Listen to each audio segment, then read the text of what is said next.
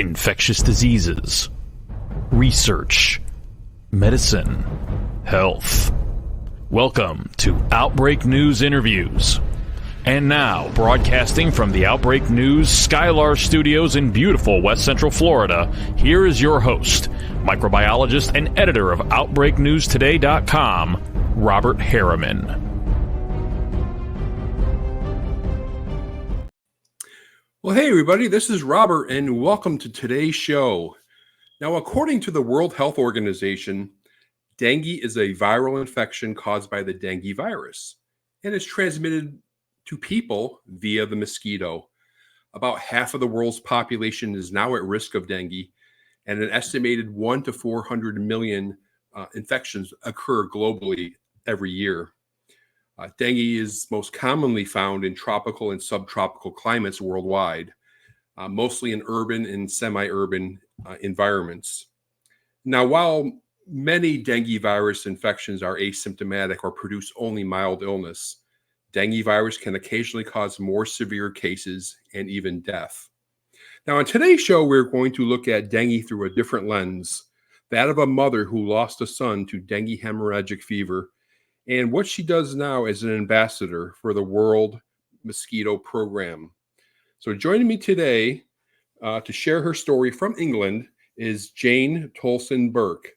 Hi, Jayne, and welcome to the program. Thank you. Well, now let's go ahead and just talk a little bit about your son in general. He passed away. His name is Bob, and he passed away in 2016 after battling dengue overseas. To start out, I'd like to go ahead and give you a chance to talk a little bit about your son and what kind of man and what kind of son was he? Okay, Bob's our middle son, and he was born on the 19th of April, 1995. And even from when he was born, is such a caring child, loves life.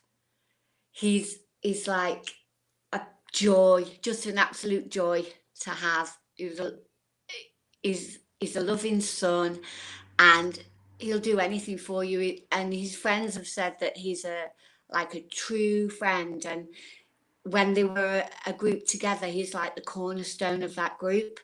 He is a Manchester United fan and absolutely loves all animals, but especially cats.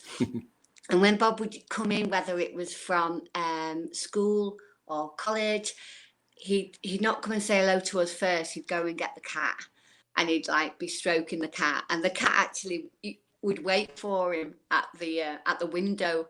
You know, sometimes they get a sense, don't they, and they know when someone's coming home, and the cats will be at the window waiting for Bob. Bob from school was always like, he's always interested in the underdog, whether that was at school or like a war-torn country. Always read about it, invested in it. Yeah, just a lovely, lovely son. Fashion was not one of Bob's priorities at all, and it used to make us laugh because, you know, he wasn't into that, and that is Bob. You know, he's an outdoor person, really calm, really chilled, wasn't bothered about what he wore at school or even as he was growing up. It's just a lovely boy. Oh, that's great. Now, in 2016, he and some friends, they traveled to Thailand for a vacation or a holiday, and an exciting thing for sure. But things turned bad, and I'll let you take over from here. Okay, so in 2016, Bob and 4 other friends went traveling, and as Bob was growing up, he never found his true potential. He didn't really know what he wanted to do in life, but he knew he wanted to travel. And so they went to Vietnam in 2016. Bob was the person that organised it. They were going to be there for 3 months. They were going to travel from Vietnam, then go to Thailand, through Laos, Chiang Mai, and then finally they were going to go to Cambodia. So before this, Bob, as I said, is one for knowing what he needs to get, and together we looked at vaccinations that he needed to get. So he got all the vaccinations that he needed to get. He took malaria tablets.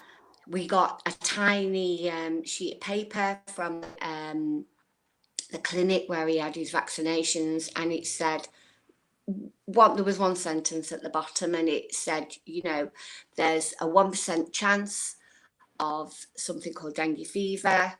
It's very mild. And that was it. So to be fair, and I know this is ignorant on our part, but we didn't really take notice of that. And so he had everything, and everything was fine. And he went on the 6th of December. And I was working that day. I'm a teaching assistant, and I saw him in the morning before I went, and I said, have a really good time, Bob, see the world and just be safe. And obviously he said he would, and we had a hug, and I went to work. So the 5 of the people that went, Bob, we'd set up a WhatsApp group, and Bob would message us every day, and every Sunday we would have a chat. And I'd like to say that Bob is very much like me, scared of heights. So what he would do, he would like message us on his journey. His dad would Google what the place would look like, and then he'd say to Bob, right, yeah, get the bus. Don't, or don't get the buses really high hill there, get the plane. So and I used to look forward to those conversations on a Sunday. And then very early on, they went to started like in Vietnam, and very early on he would say to me, oh, such a body got ill, like a bit of flu, but they got better. So I said, oh, right. And it happened to every single one of them. And I remember having a conversation with Bob in the kitchen. He'd phoned us, and he said, oh, it's my turn next. That were literally his words. So they left Vietnam, had an absolute blast. Loved Vietnam, Bob. He was in his element. Anything rural, he just loved it. And they went to Laos. And so they went to Chiang Mai and they went to Laos. And I found out later, after what happened to him, that they stayed in this, like a farm area in Laos.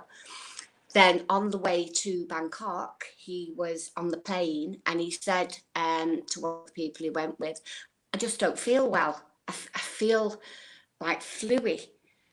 So they didn't think anything of it, because all his friends had supposedly had it, got better, everything would be fine. He didn't tell us about this at the time. And then, like I said, they got to Bangkok, hated it, absolutely hated it, because of the lifestyle that was out there, and it wasn't what he was looking for. So he was really looking forward to Cambodia. So while they went to Phuket, and while they were there, like I said, we spoke to Bob so regularly, and it was highly unusual if we didn't.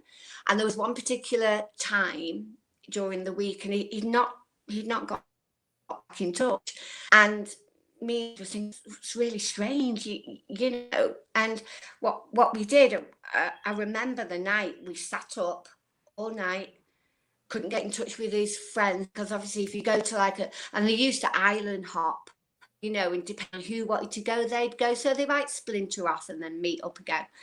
And obviously the Wi-Fi wasn't great, so we couldn't get in touch with his friends. This was like the end of November.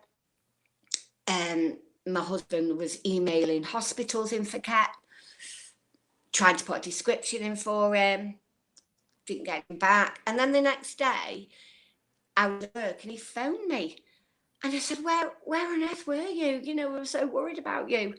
And he said, Mum, I've been ill. He said, I feel like my head is not part of my body. And this was a phrase he said off and on all the time. He said, I'm just really lethargic. My bones ache. He said, I just feel like my head's not part of my body. He said, so I took myself to a local hospital in Phuket. He said, but while he was going there, he was very disorientated, that we realised he lost his wallet and he lost his phone. So he went to the hospital, and somehow the police came to the hospital and gave him his phone back, which was how he was able to get in touch with us.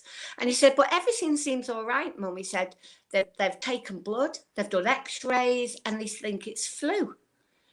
And they've told me just to come back in a couple of days if I don't feel well. So he said, so Mum, I'm going now. He said, because I haven't got an appetite, but I'm going to try and have some pizza or drink a Coca-Cola. So we said, all right. And I said to him, just come home, Bob. You can get well and you can just go back out there again. Everything will be fine. And he said, no, Mum. He said, because I'm loving travelling. He said, and it's only flu. So with that, he tried to eat, and we were so worried about him, but he wouldn't come home. And then this is where it gets really, really bitty, because obviously so much was going on, and it's really difficult to remember times, but it was round about the 28th, 29th of November, this. And I believed him when he said that the hospital said he had flu, because I had no knowledge of dengue fever. And why would I, think he had something that I don't know anything about? And then on the Friday, he didn't get in contact again. So we were getting really worried, knowing that he'd had flu. And I tried to contact his friends, and they were on an island hopping. Couldn't get into contact with them. Again, tried to phone everywhere. I phoned the British Embassy, but this was in the middle of the night, and got no response. And then we got in touch with his friends, and they said that they'd left a ticket. Bob felt ill. He was, by this time, lost so much weight because he wasn't eating. I mean, he's a thin lad anyway. They said, but we left a ticket because we postponed our trip. And Bob said, no, go. I'm going to be fine. Going to be better in a couple of days. You go and I'll join you. So they left him his ticket and they went to this island. And so I contacted them and I said, look, I'm really worried about Bob. And they said, right, we'll go back. However, this is the middle of the night and there was only one boat a day. So I said, we can't get in touch with him. We've tried the hostel that he's staying in, can't get in touch with him there. So they said they'll go back in the morning. So this was then Saturday morning. I had no sleep, couldn't contact. And then I got a phone call from Bob.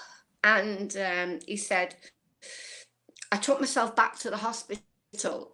And this is so annoying that I know he was doing it to protect his mum and dad.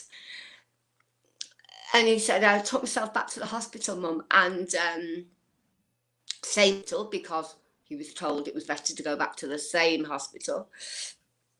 He said, and they're going to transfer me to a government hospital. Sorry, this first hospital was Tong. They were going to go to Phuket for the government hospital. He said, and they're taking me there, Mum, and they're going to put a tube down my throat because I can't breathe very well. And I said, I'm coming, Bob. I'm coming to help you. Stay strong. I'm coming out there. And he said, I'm going to have to go now, Mum, because I can't breathe very well. So he told him I loved him, told him I was going out there and I was going to meet him. And that's the last I heard from him. And so with that, his friends had contacted me and said somebody from the hostel realised how bad Bob was, took him to the hospital, and then the man that ran the hotel, he travelled to the island, picked up the lads and brought them back. And I thought, that's such a lovely thing to do. Took them to the hospital. So then it was just franticness, absolute franticness. We didn't know what it was, obviously. I contacted the British Embassy. I contacted his insurers. I contacted hospitals in Phuket, government hospital, because I knew that's where we was going. And I got in contact with a nurse. I can't remember how it happened, but she was the nurse that was looking after Bob. And she was at the Phuket hospital. And I got in contact with her. Obviously, there was difficulty with the language. And she said, your son, I'm with Bob, and your son is really poorly. She said he's had 4 heart attacks in the ambulance coming from Patong to Phuket. Bearing in mind, he's a strong lad. He's 21 years old. He doesn't smoke. He's a strong lad, you know. And she said, I'm just going to have to go because I'm trying to do my best to keep him alive. So then she went. And I just remember our family were down then. Bob's granddad were down. Bob's friends that didn't go were down. And we were just pacing up and down the kitchen, waiting for news. And the lads that were in Patong for Phuket by this time were with him, and me and my husband looked at our passport, and our passport was out of date, so we couldn't go. So we got our oldest son that night, that Saturday night. We made him a flight. He flew out there that night. He flew out there with one of the dads of the lads that was out there. Obviously, it takes 18 hours. So at least we had someone that was going there, you know, and we were speaking to the lads that were over there, and they were saying, you know, they were telling us like it is. They were saying it's just not good. Jayne is in a coma. And somehow this, whether it's naivety on young lads' parts, I don't know. But they were saying,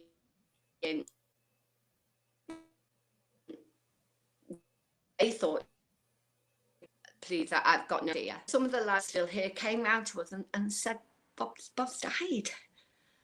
And I remember I just fell to the floor. My knees pulled and I fell on the floor. And I remember saying, no. And I ran out the house. And I ran down the road and I was screaming, no, Bob, not my boy, not my boy. And I just ran. And every so often I'd stop and sit on a curb and cry. And then I'd go up and I ran. And people were just, I remember people watching me in the street. And I just kept going, not my boy, not my boy. And then I ended up in a shop. And it was a local shop. And somehow Pete, my husband, found me and brought me back, and he said, no, Jayne, they got it wrong. He's in a coma. So then I thought, right, okay, there's chance. Mark was going out there, our oldest son. And I got in contact with the British Embassy. So they had somebody waiting for Mark in Phuket. I had a British consulate here in contact with us. I was trying to get in touch with the passport agency in Liverpool to get a new passport. We were trying to look at flights. It was all just chaos. And then Mark arrived there and he said, it's no good, Jayne. You know, Mum, it's no good.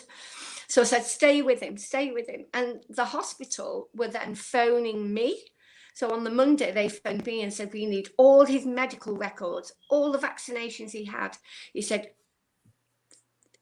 we think it's a new contagious disease. They said, because we've never seen anything like this before. And so I then had to go find all his medical records, send them all out there, contact his insurance. They were no help to me because it was just chaos. So what had happened is they were contacting the consultants in Phuket. They were instructing the consultants in Phuket to treat him one way, sort of like to take him for brain scans. One of the consultants in Phuket was contacting me and saying, we're at loggerheads with these people. We know that if he goes for another brain scan, he's going to have another heart attack. So it was just, like I said, chaos. So because they thought it was a new contagious disease, everybody had to wear all fully clothing. They couldn't touch Bob. They couldn't take anything from Bob. They had to wear masks. And so during this time, I was trying to, I had nothing to Google because I didn't know what it was. Dengue fever had not been mentioned at this time. And then a couple of days later, they were saying to me, well, there's a possibility because his lungs are better now. And when you hear things like that, you have so much hope. And me and his dad were saying, it's going to be all right. It's going to be all right. I still hadn't got, I had an appointment to try and get my passport on the Thursday. This was like the Monday to Tuesday. And then they said they suspected dengue fever. Didn't know anything about dengue. I was ignorant of it. So with that, I went online and all my time I was searching, what is dengue fever? Where is it? Looked at the symptoms of it. I thought, Bob's got lots of symptoms like that. Then they'd done lots of blood tests on Bob and they'd looked at his platelets. Obviously now I know they were really low, and that's another sign. And then they said there's not a lot we can do. His organs are failing. There's no brain activity. And then so Mark was out there all the time. The lads were still out there talking to Bob. And then on the Thursday, I went to Liverpool. My friend took me to Liverpool, which is about an hour and a half drive from where I am, to pick up the passport. So I booked a flight that Thursday night to go out to be with Bob. Went down to Liverpool in the day, got my passport, and it was like a film because they handed me my passport and my husband phoned at the same time and he said, Bob's gone. Oh, gosh.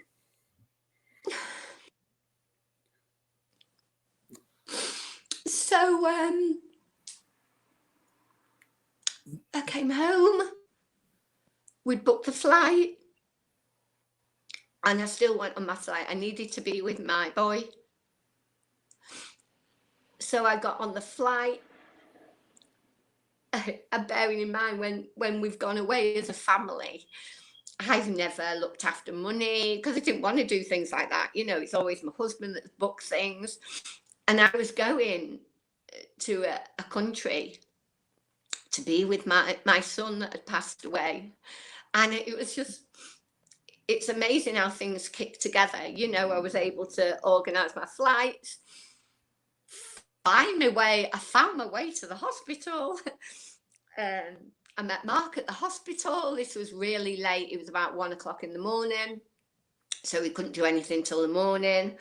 The British consulate was out there and they were going to meet me out there. And in the morning, I met the British consulate. I said I wanted to see Bob. I said I wanted to see the consultants. I wanted to see his x-rays. I wanted to see the consultant that was in Patong that initially gave him that diagnosis of flu. I wanted to see the consultants at Phuket because 2 days later they had done all these other tests again. So I met them. Typically, the consultant from Patong was not the most compassionate man. He first of all refused to come to Phuket to see me. He wanted me to go there, but we eventually persuaded him to come. So I saw him first, and he showed me the x-rays. They showed me Bob's chest. They showed me the blood tests that they'd done, and they said everything was fine. And you know, I'm no medical person, but I looked at the x-ray and it looked all right to me. And when I spoke to him, he said that his colleague had just passed away from dengue. And I thought, well, if you can't save one of your own medical consultants, what chance has my boy got? So they told me that it was hemorrhagic dengue fever, which is the worst case of dengue that you could get. So because I'd already researched it, I knew it was a mosquito bite. I knew the incubation period. And then I spoke to the consultant that had dealt with him in Phuket, and he showed me the x-ray they did there, and his lungs were completely filled. I don't know whether they were filled with blood. I don't know what they were filled with, but it was a totally different x-ray that I looked at them. They gave me all these vital signs, and they were so bad. But they didn't, all they could give him in the beginning were fluids, because they didn't potentially know what it was. So I stayed there, went to see my boy, tried to get him home. And you only find out these things when you're in it, that to bring him home, you have to, the pilot has to agree to it on the aeroplane. It's not, he's classed as cargo, and it's up to the pilot whether he brings him home and when he brings him home.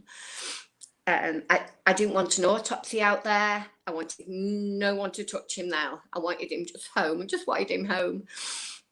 So the British consulate stayed out there. Me and Mark came home that night because I'd left my husband at home with my youngest son to try and arrange a funeral. I was bringing our oldest son home that was so traumatized by this. So we came home with no idea when Bob was going to come home. It was about a week later. So during that time, I was researching everything, trying to understand medical things, trying to, you know, I'd read things that told me it could have been one bite, it could have been two bites, because hemorrhagic fever is so severe. He had sepsis as well. And then so then we got my boy home, and can I just recap a little bit that when Bob was in this coma and we were here, our youngest son, so we were all just sleeping on the settee. We slept till our youngest son, he was 16 at the time, and then he was rushed to hospital because he had chest pains. So we took him to hospital. So we had our oldest son in Phuket with our middle son that was in a coma. We had our youngest son in a hospital here because they thought he had heart problems. It was just so obviously that Stan, our youngest son, came home and they said it was that heartbroken syndrome, and that he'll be better at home. So we brought our son home, we brought Bob home, we organised a funeral.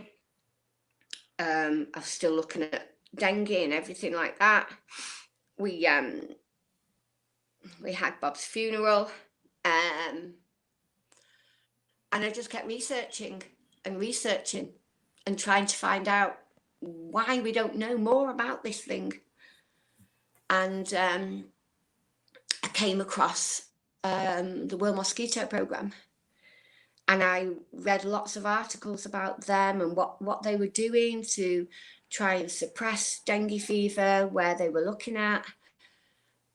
So all the research, all the knowledge I have now, I've done off my own back. And I did decide just after the funeral that Bob absolutely loved Vietnam, and he'd tell us all about it.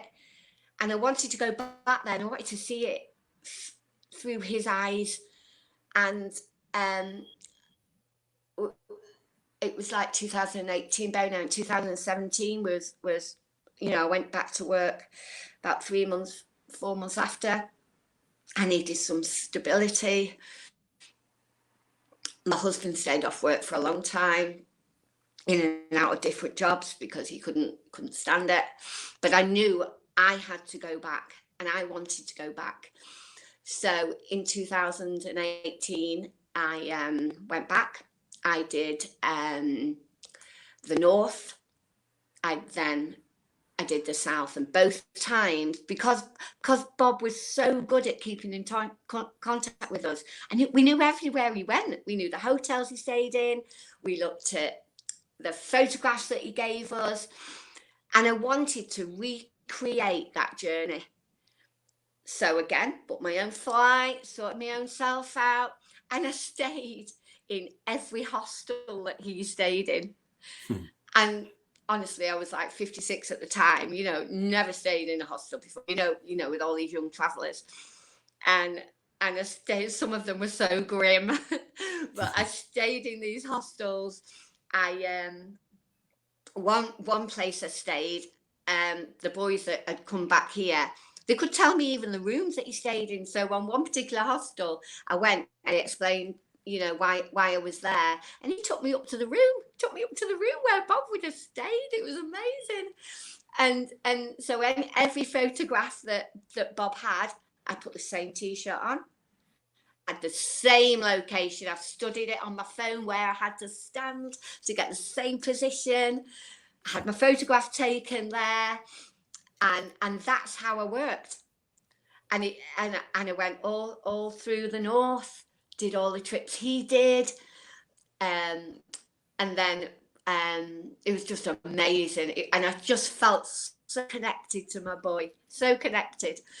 And then I wrote a diary about it. And anywhere that Bob had gone on a visit, I sort of like took something from there. So if it was a nice little cafe, took a little spoon, brought it back, kept it as a souvenir. And then I did the south. And I remember Bob saying that when he went to, I think it was Ho Chi Minh. Oh no, sorry, Da Nang. He met a guitarist out there. He said, he's absolutely brilliant, Mum. He said he comes on every night. And so, obviously, because I was staying in every hostel that he stayed in, I stayed in this hostel, asked about this guy, I know it's like 3 years later, and he said, yeah, he still played here. And I thought, wow. So I stayed, and he wasn't actually playing it that night, but the guy said, I'll tell him that you're here. And I was at the bus station waiting for my sleeper bus that was, a new experience, to come. And the guy came up to me, and I was crying. I just couldn't believe it. The guy that Bob had met, that had he told me all about this guy. And here was I, standing with him, holding his hand with the same guy. It was just amazing. So I had my photograph taken with him. And obviously, wherever Bob stayed, to a person, to someone that hasn't had this experience and lost a child, you probably think it's crazy, but it's not, because everywhere I went, I touched all the chairs. If I knew he played in that snooker table, I touched all the snooker table. And because Bob was cremated and I took him with me, so I left him in all these places. So I did all that. And obviously, like I say, sleeper buses. I don't know if you've been on sleeper bus yourself, but my goodness, it's grim. And like an all-night sleeper bus, and like clambering over people to try and get to the toilet. And it was grim. But I did it because my boy did it. And everywhere I went, I met people. And what I tried to do from the very beginning was explain about dengue fever. I had to say, do you know anything about dengue fever? Getting their reaction, telling them about Bob. And by 2018, I'd already become very familiar with World Mosquito Programme. And I emailed them, and I was able to go to meet them, their hub in Ho Chi Minh. So I met people there. I met Scott O'Neill. I was so impressed. They did a little video about me. They put it in their articles, and so I'd had little like flyers printed. So when I went out in 2018, it, you know, say Bob's name on one side and it say World Mosquito Programme on the other side, and I say, you must look at this, you must go online, you must see this. It's really tragic, it's deadly. And I'd give them out all over. Even people that were at the airports, I'd look at them and think, yeah, you look like a traveller. Go up to them. Do you know about dengue fever? Look, give my spiel, give about Bob, give him a little leaflet. And I came across many, many different people. I came across people that were, oh, thank you so much, you know, for telling me about it. I'll research it. And I did actually see people researching it. And then I came across people that were very naive, that maybe heard about it. I met a nurse. I was on the street getting some fruit, and I thought, I'll go up to you. You look like a tourist. Asked her, and she said, I'm all right. She said, I'm a nurse. She said, I know all about it. And I said, but my son passed away with it. She said, I'll be all right. I know all about it. And so initially, those like comments really hurt, because I'm trying to give this message. I'm trying to you know, make you aware, and people are naive. My son was naive. Young travellers are naive. And then I understood that, well, I've given you that card. Now it's up to you. Hopefully you will remember what's happened to my boy, what's happened, you know, about dengue fever, and that's all I can do. So I did the same in 2019, and it was really nice, because each time I do contact World Mosquito Programme, and I sort of say, you know, can I come and see you again? And they were really good. They did a follow-up interview with me, and they were really good because they took me to areas where dengue was prevalent. And so in 2000, so that was 2022, sorry, because they did 18, 19. So I'd done all that Bob did. And then I thought, I just love Vietnam. We'd had COVID. I want to go back. So I went back again, 2022. And that's when they took me to areas in Vietnam that were prevalent for dengue. And I met a lady so she was privileged. She lived in a really nice big house. And it was interesting because she knew all about dengue. She had 2 sons that caught dengue, and the World Mosquito Programme were interviewing at that time, and so it was really nice that I was able to go along. And I was talking to her, and she was saying that I know all about dengue because I've grown up with it in school. They told me all about it, so I knew what to do. I knew what to look out for. And thankfully, her sons were all right. And then they took me to a lady in a poorer area. And she'd had dengue, survived thankfully, but she was giving me a different account of what they already knew about dengue, and that they didn't know that many things about it. And it was just, I was just in awe of it all. And then I went with a lady who works for WMP that gives out the little cups and puts them in people's gardens with obviously the larvae in for the mosquito to be, well, you know, for them to start off. And I just loved it. I just loved seeing all this work that was going on in the behind the scenes to try and eliminate dengue. It was just, I just felt in awe of it all. And I felt I was so lucky. I felt I was so privileged to go and see that, and that they let me see things like that. And so I still keep in contact with the World Mosquito Programme. I then came back and I thought, I need to do something. What can I do other than giving out these flyers? What can I do? So I contacted, in mind, I'm just a working class mum. You know, I've got like I said, my IT skills are not great. I've never spoken in public before. And I thought I need to target different areas.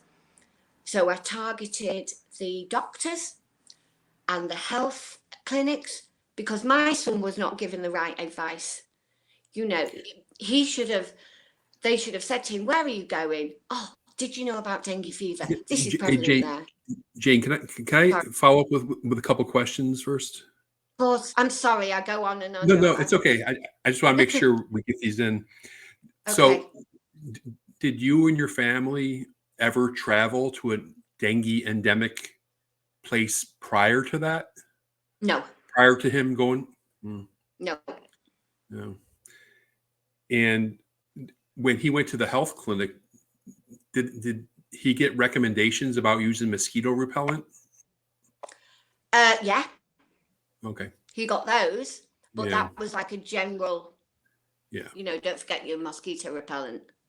Yeah, and the other thing I found a little strange is when he was in the hospital in Thailand. It was Thailand, right? Yeah. Yeah, that they didn't recognize that it was dengue much quicker because it's so prevalent in that area. Yeah, that's very, very odd to me. But anyway, Yeah. Go ahead. So the World Mosquito Program, you were saying? Yeah, so I tried to contact the GPs. I thought that, oh yeah, I can contact them. They'll let me put a flyer up, or they'll contact the NAFNAC or whoever it was at the time. And it's not that easy, is it, to put things out there, to get things in motion. And because we'd had COVID, you know, all the resources, all the money had gone in the NHS for that. So I was trying that. I contacted so many health organisations, and then I tried to get into schools. I thought, if I try the sixth form colleges, you know, these are the people that need to know about it. These young travellers that are so naive, that think nothing would ever happen to them, that they can go and have the holiday of a lifetime, like my boy. And so I've been trying to get in there, and again, that's really hard. So I've been able, just in January this year, to speak in a local school, a local private school. I've spoke at like women's institutes, women's organisations. So I'm trying to build like a portfolio of myself, because ideally I'd like to get in a TED talk. I know that's really far down the line.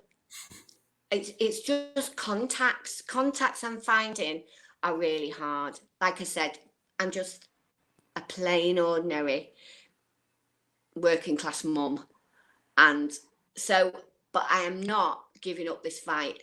You know, nobody saved my boy. But if I can save one person, or if one person thinks of Bob's name and thinks, oh my gosh, I've got to remember that, and does something about it, then that's good. You know, because like I said, it's a parent's worst nightmare, and I can't do anything about now of what happened to Bob. But I can damn well try and save somebody else's life, and I will not give up. You know, there's many doors that close in my face, and I get really despondent, but I'm not going to give up. Well, you're doing great work, Jayne. No doubt about that. And I'm so sorry to have you relive this pain here on the podcast, but that's okay, because it's for a cause. It's for people have to know the severity of it. You can't sugarcoat these things. They need to know how bad it is. Yeah, and in particularly in 2024, the way the year started out, we're going to see a record year probably, and the word has to get out. You're right. Yeah. Anyway, I want to thank you, Jayne Toulson-Burke, for coming on the show, sharing your story. Again, I'm sorry for your pain. It was breaking my heart as I was watching. And everybody appreciates all the work you're doing now for dengue awareness. Good stuff. I just want to thank you so much that you've given me this opportunity. Oh, absolutely. You know, it's and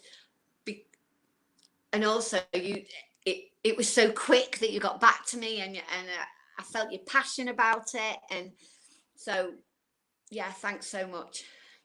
Okay. Thank you, Jayne. Thank Have a you. wonderful day. Bye-bye. Bye. Thank you. Bye-bye.